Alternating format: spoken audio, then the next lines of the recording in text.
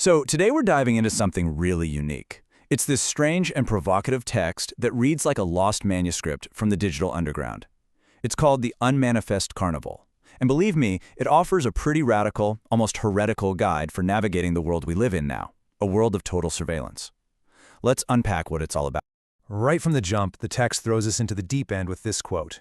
The whole idea is that we're living in a state of complete, total visibility.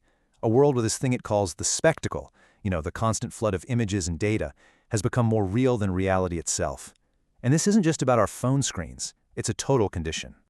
Okay, so first, the manuscript lays out what it sees as the core problem of our time. It calls it the all-seeing spectacle. And I love this subtitle, When the Map Eats the Territory. Basically, the representation of the world has become more important than the world itself. So the central idea here is that all the old ways we used to push back against power, protests, countercultures, underground movements, they're just obsolete now. And why? Well, because they were designed for a world that literally doesn't exist anymore.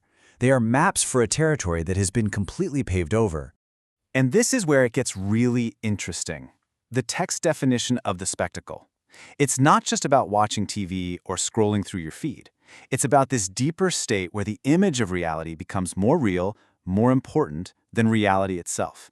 It's like we're all living in the advertisement, not in the actual moment. So let's follow this train of thought. If we're all living inside this giant spectacle, what happens when we try to fight back? Well, according to this manuscript, that very resistance just gets sucked up, repackaged, and sold right back to us.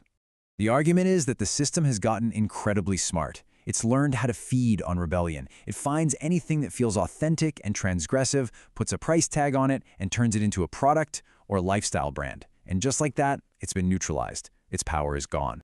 And wow, this slide just illustrates the point perfectly. The text gives these incredible one-to-one comparisons.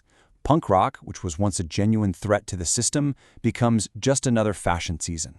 Bohemia, this radical way of life, becomes another market demographic for advertisers to target. And even this idea of a temporary autonomous zone gets co-opted and turned into a corporate-sponsored festival. So this begs the question, how do you possibly resist a system that sells your own resistance back to you? And this is where the manuscript offers its solution. And it's a weird one. It's not a political party or a 10-step plan. It's a whole philosophy of invisibility that it calls the Unmanifest Carnival.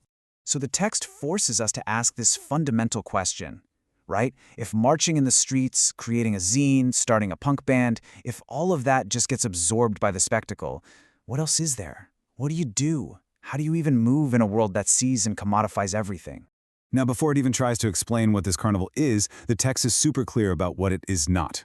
It's not another thing that can be pointed at, labeled, and eventually, you guessed it, turned into a product. There's no secret handshake, no headquarters, no mailing list you can sign up for. Instead, it's described in these beautifully poetic terms. It's a frequency you can tune into, a resonance you can feel with others who are on the same wavelength. My absolute favorite phrase here is ontological piracy. I mean, just think about that.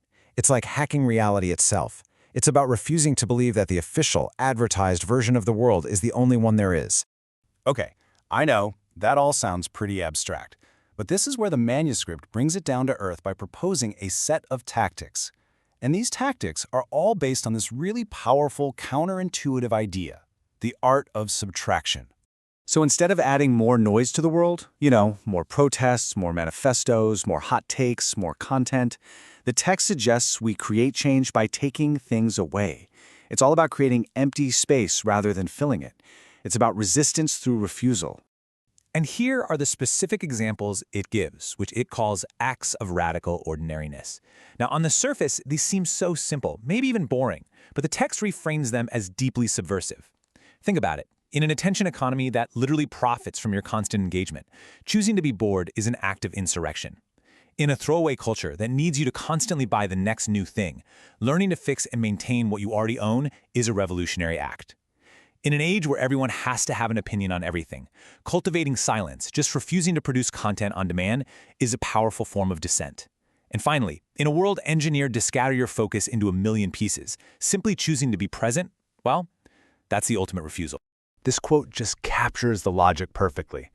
In a world that demands every single second of your time be productive or monetized, Simply creating empty space for yourself is a radical act. It's in that emptiness that something new, something the system didn't authorize, can actually begin to grow. And this all leads us to the final, and I think most powerful idea in this entire manuscript. It's a complete philosophical shift that reframes what it even means to be free. So, the text argues that liberation isn't some far-off goal that we're all working towards. It's not an event that's going to happen someday after the revolution. No, it's a practice. It's a rhythm that you can choose to live in, right here, right now, in this very moment. And here it is, the manuscript's urgent call to action.